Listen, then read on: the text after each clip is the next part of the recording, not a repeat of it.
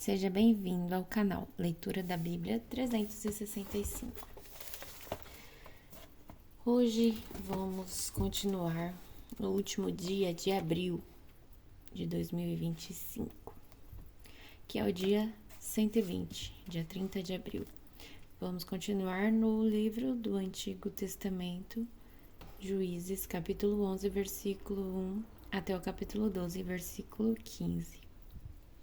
Jefté era um guerreiro corajoso. Era filho de Gileade, mas sua mãe era uma prostituta. A esposa de Gileade teve muitos filhos e quando esses meios-irmãos cresceram, expulsaram Jefté dizendo: "Você não receberá parte alguma da herança de nosso pai, pois é filho de outra mulher." Então, Jefté fugiu de seus irmãos e foi viver na terra de Tobi. Em pouco tempo, passou a chefiar um bando de desocupados, que se uniram a ele. Por essa época, os amonitas começaram a guerrear contra Israel. Quando os amonitas atacaram os líderes de Gileade, mandaram buscar Jefté na terra de Tobi. "Venha e seja nosso comandante", disseram. "Ajude-nos a lutar contra os amonitas." Mas Jefté lhes disse: "Não são vocês os mesmos que me odiavam e me expulsaram da casa de meu pai? Por que me chamam agora que estão em apuros?" "Porque precisamos de você", responderam os líderes. "Se você nos comandar na batalha contra os amonitas, nós o proclamaremos governante de todo o povo de Gileade." Jefté lhes disse: "Quer dizer que se eu for com vocês e o Senhor me der a vitória sobre os amonitas, governarei todo o povo?" E os líderes de Gileade responderam: "O Senhor é nossa testemunha de que faremos exatamente como você disse." Então, Jefté foi com os líderes de Gileade e o povo fez governante e comandante do exército. Em Mispa, na presença do Senhor, Jefté repetiu o que tinha dito aos líderes. Jefté enviou mensageiros ao rei de Amon para perguntar: "Por que você saiu para guerrear contra minha terra?" O rei de Amon respondeu aos mensageiros de Jefté: "Quando saíram do Egito, os israelitas roubaram minhas terras desde o rio Arnon até o rio Jaboque e até o rio Jordão. Agora devolva-nos pacificamente esse território." Jefté enviou a seguinte mensagem em resposta ao rei amonita: "Assim diz Jefté: Israel não roubou terra alguma de Moabe nem de Amon. Quando o povo de Israel veio do Egito e chegou a Cádiz, depois de atravessar o Mar Vermelho, enviou mensageiros ao rei de Edom e pediu: Deixe-nos passar por sua terra. Contudo, o seu pedido foi negado. Então fizemos o mesmo pedido ao rei de Moabe, mas ele também não os deixou passar. Por isso o povo de Israel ficou em Cádiz. Depois passaram pelo deserto, contornando Edom e Moabe. Acompanharam a divisa de Moabe a leste e acamparam do outro lado do rio Arnon. Em momento algum atravessaram o Arnon para entrar em Moabe, pois Arnon era a divisa de Moabe. Então Israel enviou mensageiros a Seom, rei dos amorreus, que governava Esbom, e pediu: Deixe-nos passar por sua terra para chegarmos ao nosso destino. O rei Seom, porém, não confiava em Israel o suficiente para deixar o povo passar por seu território. Em vez disso, mobilizou seu exército em Jaz e atacou Israel. Mas o Senhor, o Deus de Israel, entregou o rei Seom nas mãos do povo, que derrotou os amorreus. Israel tomou posse de toda a terra dos amorreus que viviam naquela região, desde o Arnon até o Jaboque, e desde o deserto até o Jordão. Como você vê, foi o Senhor, o Deus de Israel, que tirou a terra dos amorreus e a entregou a Israel. Por que então haveríamos de devolvê-la? Fique com o que seu Deus Camos lhe der, e nós ficaremos com o que o Senhor nosso Deus nos der. Acaso você é melhor que Balaque, filho de Zippor, rei de Moabe? Ele tentou disputar esses territórios com Israel? Entrou em guerra contra os israelitas? Israel vive aqui há 300 anos. Habita em Esbom e nos povoados ao redor, até Aroer e seus povoados, e todas as cidades à margem do rio Arnon. Por que até agora vocês não fizeram esforço algum para reaver esse território? Portanto, não pequei contra você. Pelo contrário, você fez mal ao me atacar. Que o Senhor, o juiz, decida hoje qual de nós está certo, Israel ou Amon. Mas o rei de Amon não deu atenção à mensagem de Jefté. Então o Espírito do Senhor veio sobre Jefté. Ele atravessou o território de Gileade e Manassés, incluindo Mispa em Gileade, e dali avançou contra os amonitas. Jefté fez um voto ao Senhor: se entregares os amonitas em minhas mãos, darei ao Senhor o que sair primeiro de minha casa, quando eu regressar vitorioso. Eu o oferecerei como holocausto. Jefté saiu com o exército para combater os amonitas, e o Senhor o entregou em suas mãos. Ele aniquilou os amonitas e destruiu 20 cidades, desde Aroer até os arredores de Minite, chegando até Abel-Queramim. Assim os israelitas derrotaram os amonitas. Quando Jefté voltou para casa em Mispa, sua filha saiu ao seu encontro, tocando o tamborim e dançando. Era sua única filha. Ele não tinha nenhum outro filho nem filha. Quando Jefté a viu, rasgou as próprias roupas e gritou: "Ah, minha filha, você acabou comigo. Trouxe desgraça sobre mim. Fiz um voto ao Senhor e não posso voltar atrás." Ela disse: "Pai, se fez um voto ao Senhor, faça comigo o que prometeu, pois o Senhor lhe deu a grande vitória sobre seus inimigos, os amonitas. Mas primeiro permita que eu ande pelo montes e chore com minhas amigas por 2 meses, pois morrerei virgem." "Pode ir", disse Jefté, e deixou que ela se ausentasse por 2 meses. Elas e suas amigas foram para os montes e lamentaram, pois ela jamais teria filhos. Quando ela voltou para casa, seu pai cumpriu o voto que havia feito e ela morreu sem ter tido relações com homem algum. Por isso tornou-se costume em Israel as moças israelitas saírem por 4 dias todos os anos para lamentar o destino da filha de Jefté em Gileade. Então, os homens de Efraim mobilizaram um exército e atravessaram o Jordão para Zafon.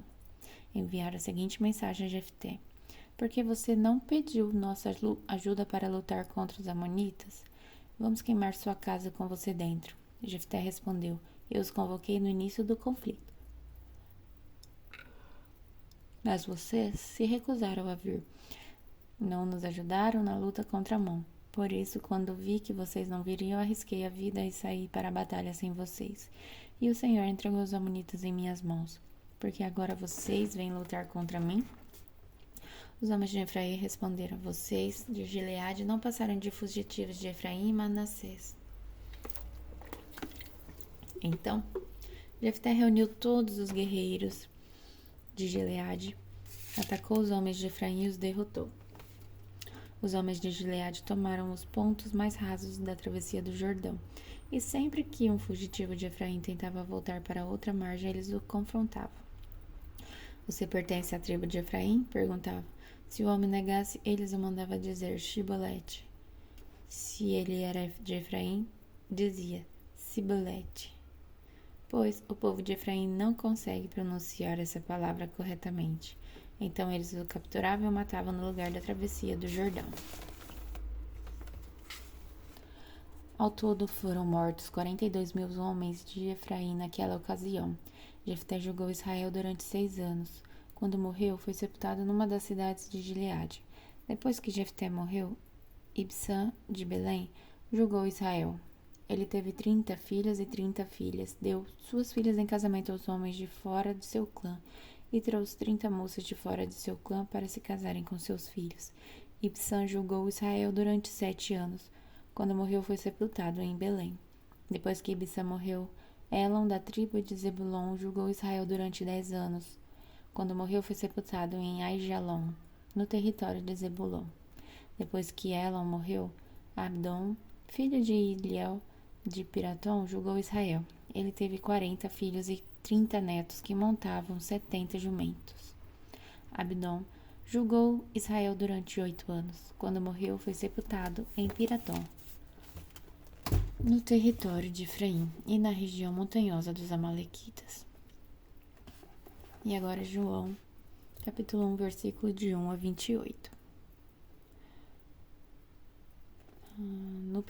Então, nós encerramos ontem o livro de Lucas, e hoje vamos começar o livro do evangelista João. Capítulo 1, versículo de 1 a 28. No princípio, aquele que é a palavra já existia. A palavra estava com Deus e a palavra era Deus. Ele existia no princípio com Deus. Por meio dele, Deus criou todas as coisas e sem ele nada foi criado.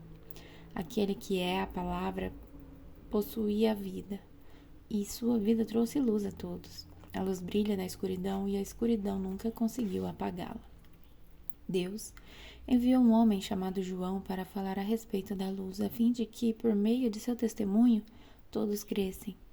Ele não era luz, mas veio para falar da luz.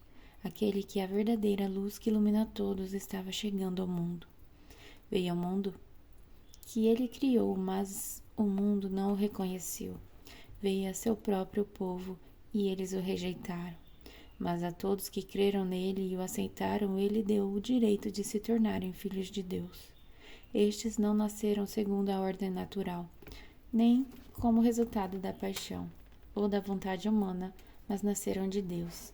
Assim, a palavra se tornou ser humano, carne e osso, e habitou entre nós. Ele era cheio de graça e verdade, e vimos sua glória, a glória do Filho único do Pai.